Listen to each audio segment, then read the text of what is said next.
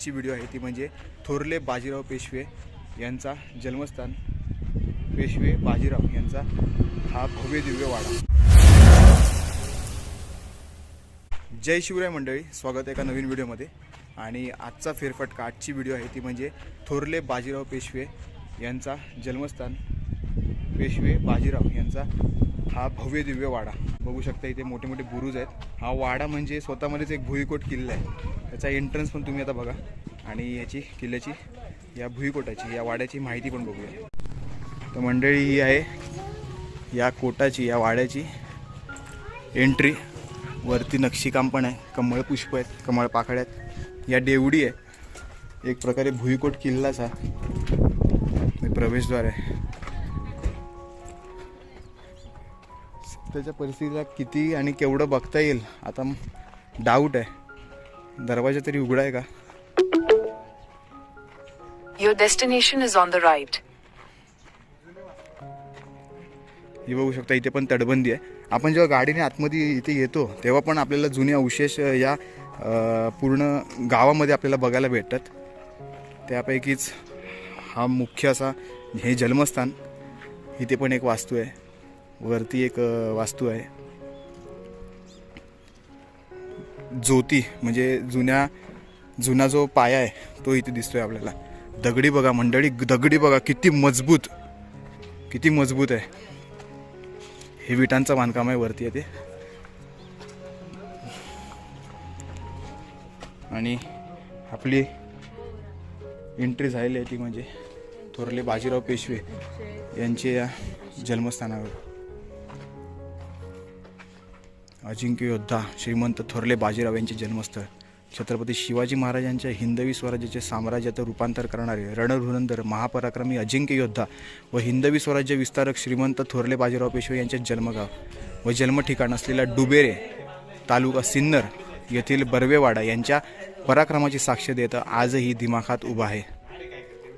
मल्हारराव बर्वे यांनी स्वकर्तृत्वावर नाशिकच्या गंगथडी प्रांती स्वराज्यासाठी केलेल्या कामगिरीबद्दल छत्रपती राजाराम महाराजांकडून त्यांना डुबेरे, पादुर्ली, पिंपळस व कोढुरे ही 4 गावे जहांगीर म्हणून भेटली, अर्थात बक्षीस मिळाली।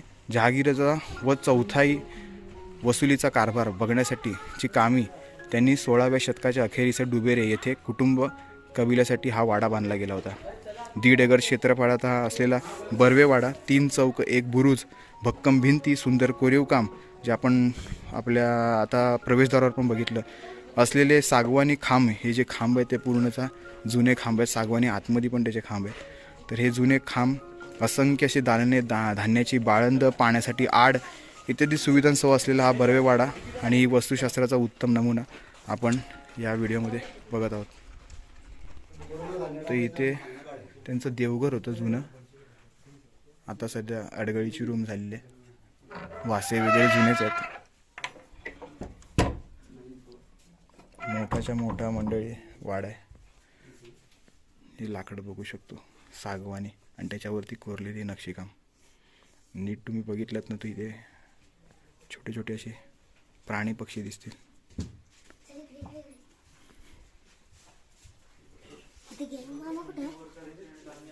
हे बघा इथे कमळ आहे, इथे एक फूल आहे, इथे वेगळेच आहेत। वापरता येईल का म्हणून इथे ओपन केलं होतं। त्याला धान्य टाकायची सोय पहिल्या मजल्यावर खिडकी आहे, त्याच्यामधलं धान्य वर्षभराचं टाकून ठेवायचं। ते पूर्ण भरल्यानंतर मग वर जायची गरज नाही, मग फक्त इथनं ही खुंटी वर केली की प्रेशरने धान्य येणार खाली। जेवढं पाहिजे तेवढं झालं की बंद करायचं। त्याचं काय व्हायचं म्हणजे स्टोर आता टाकी कशी साफ मग ते वरनं उतरायचं। वर त्याला त्यांनी असे लाकडाचे बार टाकलेले होते मध्ये, त्याला धरत धरत खाली उतरायचं, साफसफाई करायची, परत हे सगळं याच्यातनं लुटून द्यायचं बाहेर आणि पुढच्या वर्षी करता परत नवीन उंदीर घुशी होऊ नयेत म्हणून वरनं उंदीर घुशी जायला जागाच नव्हती, कारण तो असा भिंतीमध्ये अशी खिडकी आहे। जैसे राजस्थान में वो गोबर का बना के ढक के चारा लगा के फिर नीचे शेड रहता था। हाँ वैसा ही लेकिन खाली ये दीवार में गोबर का रहता है, ऊपर चारा नहीं, गोबर का इधर भी रहता।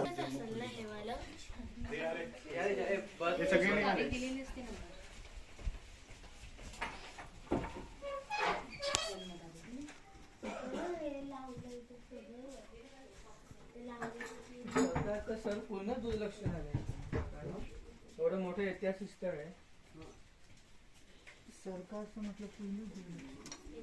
म्हणजे वाड्याच्या आतमध्ये आपण समाधी पण इकडे नाही, समाधी याच्यापेक्षा खूप चांगल्या अवस्थेत आहे का?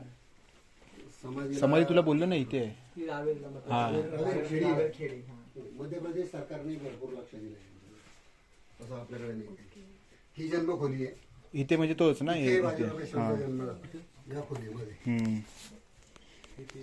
ही ढाल आहे, ढाल पूर्ण हे झाले. हा चिलखताचा तुकडा ही आहे. कासवाची आहे, हो. कासवाची आहे ही. त्याच्यानंतर ही दुधारी तलवार आहे. हा. ठासणीची बंदूक आहे आणि तो खुंटीवर भाला आहे. मला बघ. ढाल ढाल झीज झाली आहे पण तिचं अजून पण तेवढंच हे आहे. स्टडी आहे अजून पण. हे म्हणजे ह्याचे एवढेच आहे बाकीचं नाही, बाकी ते एवढा शिल्लक राहिला. ऍक्च्युअल ते पूर्ण आपला रेनकोट असतो ना, तेवढं असतं पूर्ण, म्हणजे इथपासून तर कमरेपर्यंत.